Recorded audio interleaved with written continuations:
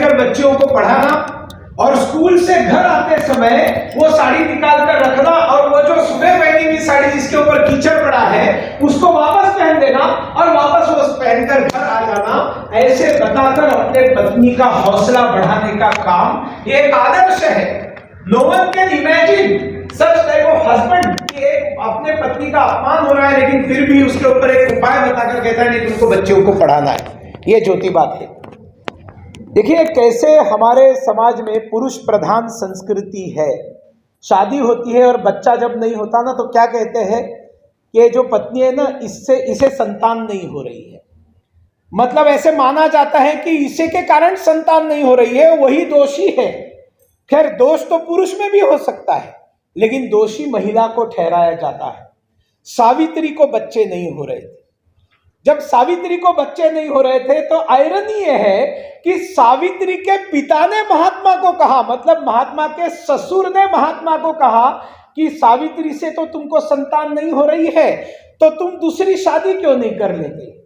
मतलब अपने दामाद को ससुर बता रहा है कि तुम दूसरा ब्याह करो, मेरी बेटी से तुमको संतान नहीं हो रही, तुम दूसरा ब्याह करो।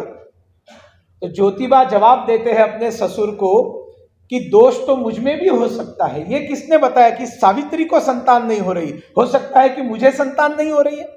और बजाय के आप मुझे दूसरी बहू ढूंढने के आप अपनी बेटी के लिए दूसरा दामाद क्यों नहीं ढूंढते। मैं बताता हूं आज भी कोई ये पुरुष सवाल नहीं करेगा अपने ससुर को।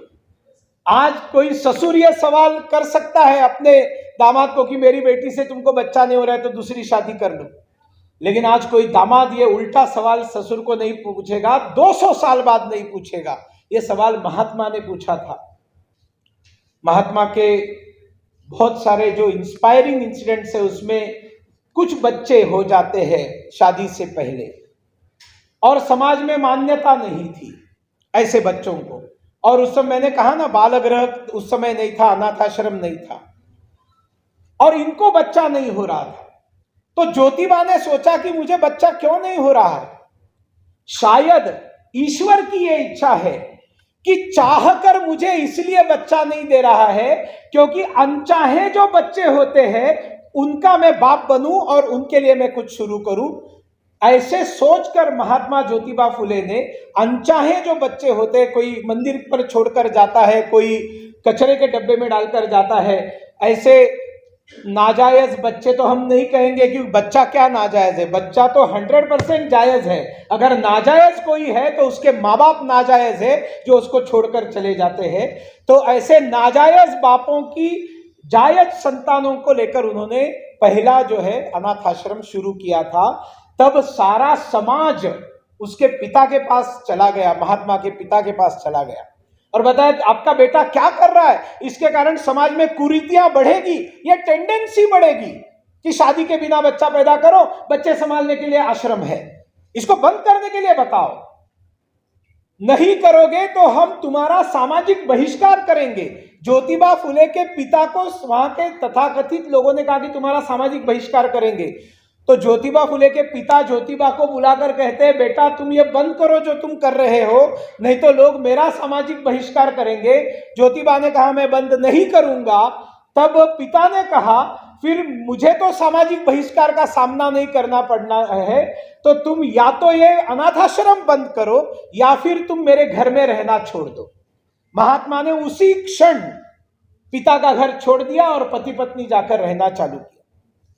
और बाद में ऐसे ही उन्होंने ब्राह्मण समाज के खिलाफ बहुत आरोप किए हैं, उनके ऊपर हमले मतलब शाब्दिक हमले किए हैं, किताबों में लिखा है, क्योंकि परिस्थिति उस समय की थी।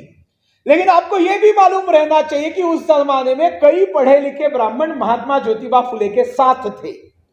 मसलन जब स्कूल चालू करने का समय आया तब उसी शहर में रहने वाले एक ब्राह्मण ने, भिड़े नाम के व्यक्ति ने, अपना पूरा घर अपना वाड़ा लड़कियों के स्कूल के लिए दिया। मतलब ये बात नहीं है कि सब सारे उनके विरोध में थे, उनके समर्थन में सब जाति के लोग थे। लेकिन ऐसे ही एक ब्राह्मण महिला ने खुदकुशी करने जा रही थी क्योंकि उनको नाजायज बच्चा हो रहा था, शादी नहीं हुई थी, उसका बच्चा, उसकी डिलीवरी अनाथ आश्रम में कराई और उनके बच्चे को गोद लेने का काम महात्मा ज्योतिबा फुले और सावित्रीबाई फुले ने किया। और अंतिम जीवन में वो गोद लिया हुआ उनका जो बेटा था, उस बेटे के हाथ उन्होंने अपनी सारी प्रॉपर्टी, अपना सारा काम सौंप दिया। ये सामाजिक समरसता के बहुत बड़े उदाहरण हैं। महात्मा ज्योतिबा फुले ने शिक्षा नीति के बारे में जो भी बताया, आज आप देखेंगे कि प्रधानमंत्री नरेंद्र मोदी जी की जो न्यू एजुकेशन पॉलिसी है, उस न्यू एजुकेशन पॉलिसी के निर्माण में भी महात्मा ज्योतिबा फुले है। क्योंकि एक हंटर आयोग आया था जो शिक्षा नीति के बारे में कुछ रिसर्च कर रहा था, तब उस हंटर आयोग को जो महात्मा ज्योतिबा फुले ने लिखकर कुछ मांगे कि आप एजुकेशन की नीति बना रहे हैं, लेकिन आपने गरीबों से तो बातचीत ही नहीं की, आपने किसानों से तो बातचीत ही नहीं की, क्योंकि किसानों को के साथ बातचीत नहीं करेंगे, उनकी समस्याएं नहीं समझेंगे, तो आप शिक्षा में उसको इंक्लूड नहीं करेंगे, तो ऑल इंक्लूसिव एजुकेशन बनेगा कैसे? बड़े बड़े लोगों से बात करके आपने हिंदू, मुसलमान, ईसाइयों से बात करके शिक्षा नीति बनाई, ऐसी कभी शिक्षा नीति बनती है क्या? यह सवाल महात्मा ने पूछा है हंटर कमीशन को, और उन्होंने कहा है कि गांव के गरीब लोगों की राय लो। अब मैं आपको बताता हूं, नरेंद्र मोदी जी की जो न्यू एजुकेशन पॉलिसी है, इस न्यू एजुकेशन पॉलिसी बनने से पहले केवल बुद्धिजीवियों की राय नहीं ली गई है, 3 लाख से ज्यादा ग्राम पंचायतों से राय लेने के बाद न्यू एजुकेशन पॉलिसी बनी है।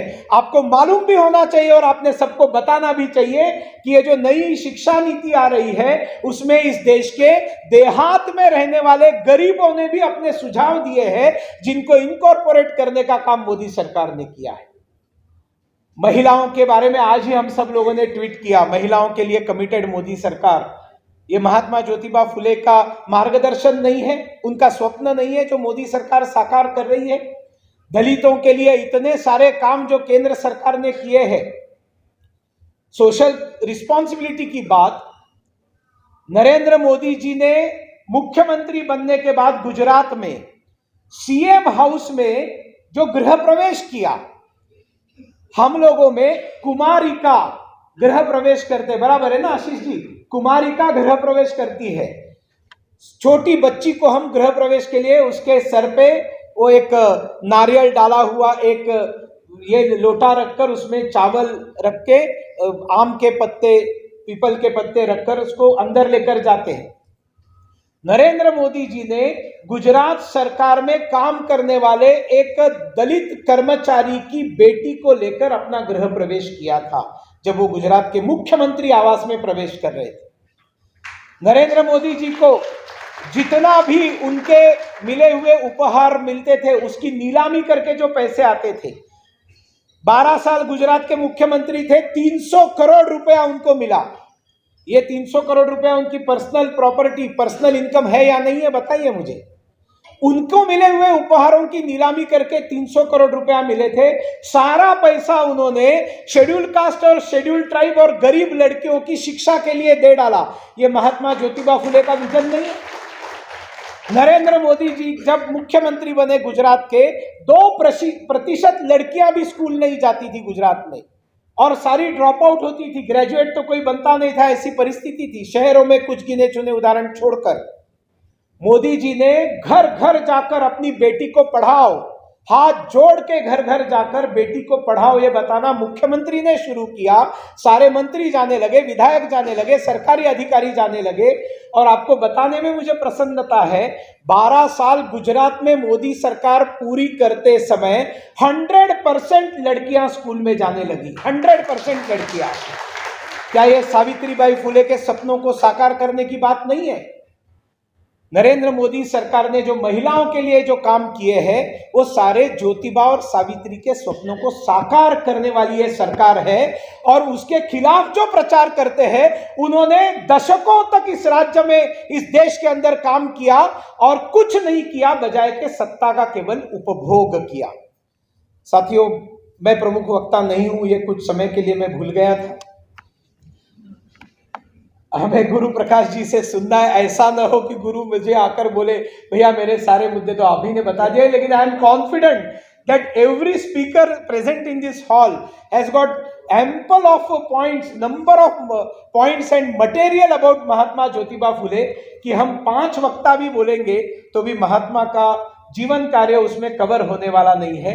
बताने का मुद्दा इतना ही है, ये माई होम इंडिया है, सारे भारत में एक परिवार की तरह रहने की कामना रखने वाला, उसके लिए आगे बढ़कर काम करने वाला संगठन है। इसने आयोजित किया हुआ कार्यक्रम है। मैसेज यही है कि अपने स्वयं के व्यवहार में समरसता लाएं। कुछ नहीं तो हमारे आसपास रहने वाले तथाकथित जो दलित है उनको अपने घर में बुलाकर, अपने साथ बैठाकर, अपने टेबल पे बैठाकर उनको खाना खिलाए, उनके घर जाकर भोजन करें। इतना सा ही अगर काम करते हैं तो भी जो है समरसता का काम होगा और विषमता दूर होगी। साथियों, स्वातंत्र वीर सावरकर जी ने भी यही काम किया था और अंबेडकर और महात्मा ज्योतिबा फुले जी का सारा विचार अपने आचार में लाने वाले जितने महापुरुष होकर गए उसमें स्वातंत्र वीर सावरकर भी थे। और इसीलिए सावरकर का नाम लेने के बाद ये अपने आप को राजकुमार समझने वाले लोग चिढ़ते हैं। वो चिढ़ते रहे, हम लोग कार्य करते रहेंगे। बहुत बहुत धन्यवाद। नमस्कार।